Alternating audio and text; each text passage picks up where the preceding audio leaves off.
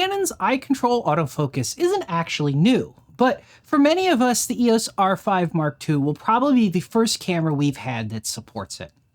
This is part 3 in a 4-part miniseries looking at eye control AF on the R5 Mark II in depth. And this time we are looking at the settings that control and customize how eye control works and its pointers.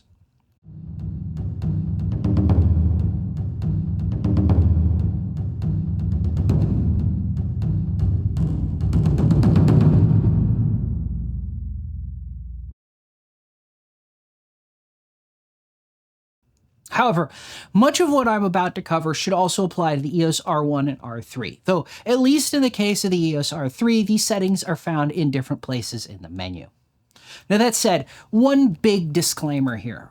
For this video, since eye control AF is only active and available when using the EVF, and because the EVF's display cannot be recorded externally, any demonstration of eye control AF that you see in this video is simulated and not actual recorded in-camera operation. Now, eye control AF also has a number of options for customizing its behavior and appearance. These are found in the pointer display settings part of the eye control menu. Here you will find 5 settings that control how the eye control pointer is displayed in the viewfinder and functions. Now, the first of these is pointer display, and it has 3 options: on, off, and shooting standby. Now, off is pretty self-explanatory. It simply turns off the eye control AF pointer. Now, while this eliminates the pointer from showing up or moving around in the viewfinder, it doesn't disable eye control AF, and you can still use it to point the camera or the autofocus point where you want it to be. However, I find using this camera this way is almost impossible. Without the pointer, I have no idea where the camera thinks I'm looking, and moving the AF pointer, even selecting something, is a crapshoot. Now, the difference between on and shooting standby is, well, a lot less obvious. The manual says that shooting standby will keep the pointer visible when you look through the camera as eyepiece until focus is achieved.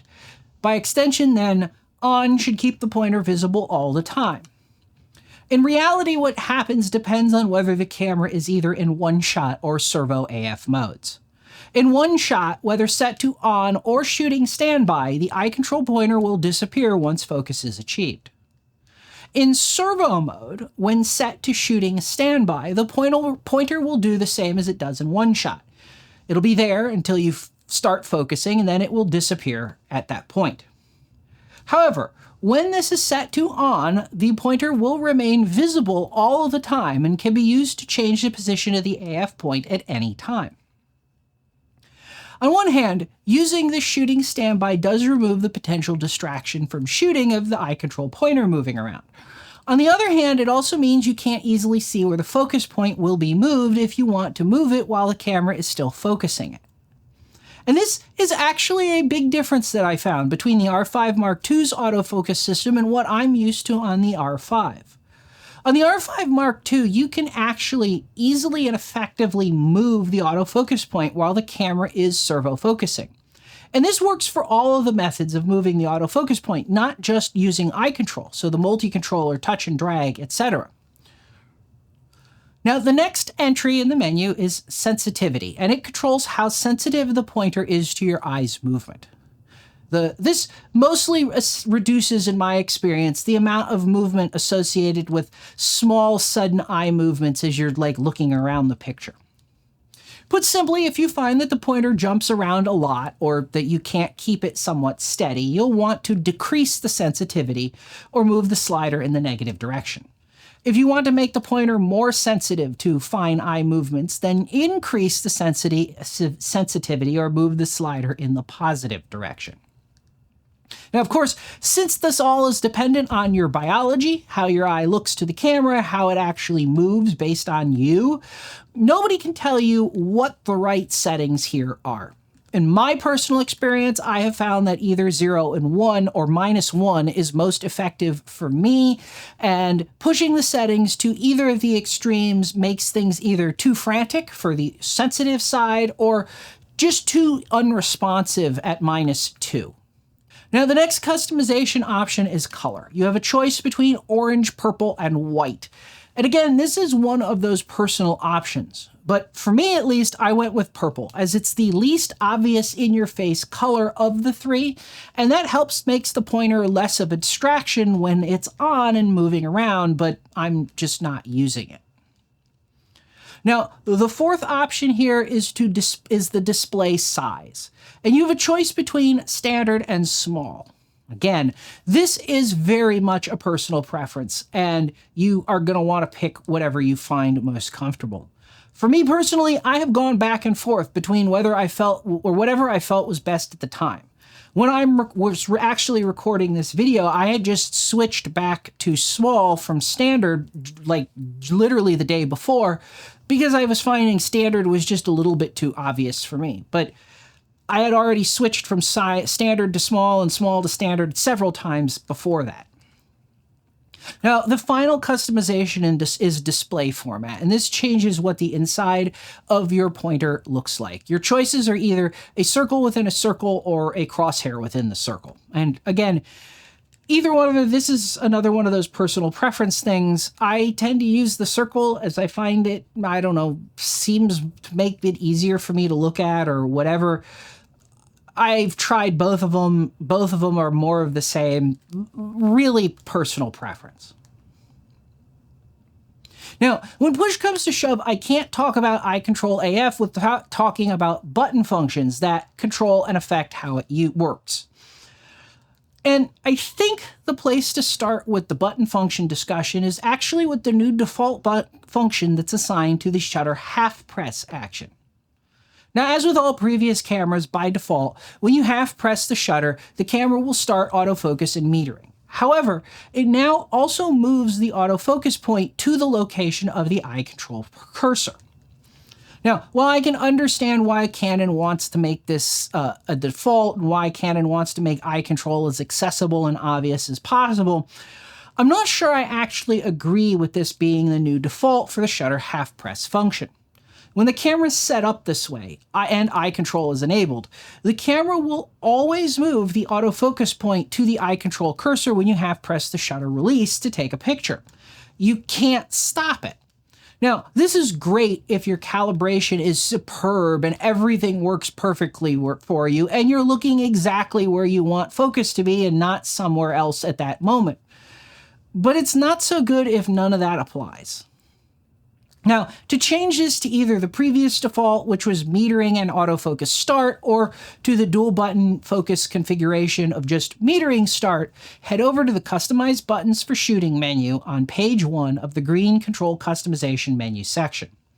The shutter half press action is the first entry in the list of buttons, so select that and change it there. You will only have 4 options. Now, one thing I find interesting about this is that Canon didn't change the default action on the AF on button, which actually probably would have been more logical.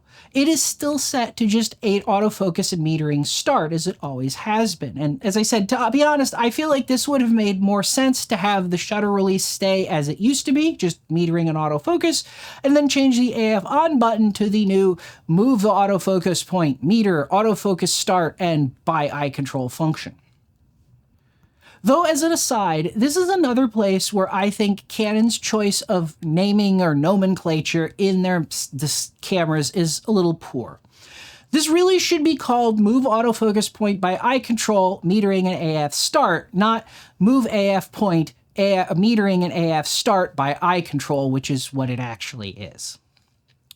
So, as I said, there are a whole host of new button functions that also work with eye control focusing.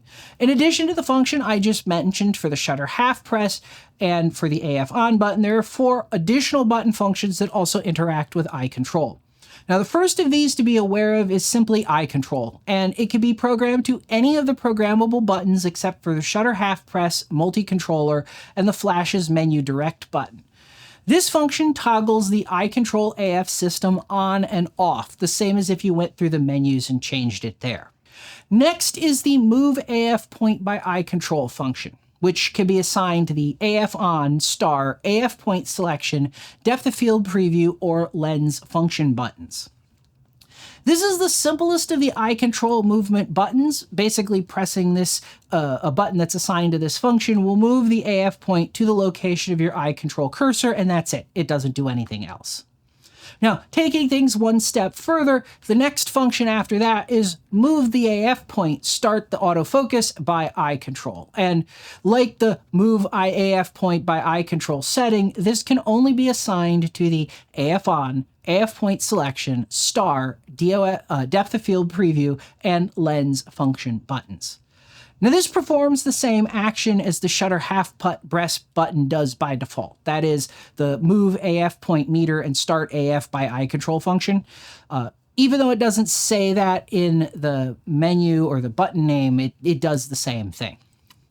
Now it is entirely unclear to me why Canon has two different button functions with the same name or same functionality but different names, and then makes one go for the shutter half press and the other one can be used elsewhere. I don't quite get that. Now, additionally, if you don't have eye control enabling, pressing a button that's programmed to this, the move plus AF function, will start the autofocus and metering normally as if you were just using a regular start metering and autofocus button function. Now, unfortunately, eye control is not something that Canon appears to have integrated into the standard AF and metering start functions, or the registered camera and AF functions either. Nor does this new move the autofocus point start AF by eye control function include the ability to register other functionality the way the old autofocus metering start function did. So, for example, in the past, I used what I call dual rear button focusing, where my AF on and star buttons are both programmed to the autofocus and metering start function. However, on the star button, I've used the info customization for that button function to force the camera into servo AF mode when that button is being used. The idea here is that this kind of configuration, or the problem I should say here, is that this kind of configuration can't be easily or readily replicated using the eye control AF start functionality. So that about takes care of the customization associated with eye control autofocus. In the next and final part of this, we will talk about my experiences using eye control AF and the tips and tricks that I've picked up along the way. In the first part of this series, we talked about calibration and what you needed to do to get things started. And in the second part, we talked about what the calibration profiles were and how to save and load them from a card. That said, I hope you found this useful, or at least interesting. If you did, let me know by hitting that like button. Also, if this kind of thing seems like it might be your kind of thing, please consider subscribing if you haven't already. Finally, if you'd like to help and support this channel, you can help us for free by liking this video, sharing it with your friends, and leaving a comment with your experiences. Likewise, you can support us by hitting that thanks button or buying yourself something you've always wanted from one of the affiliate links in the description below. And as always, thanks for watching, and I'll see you next time.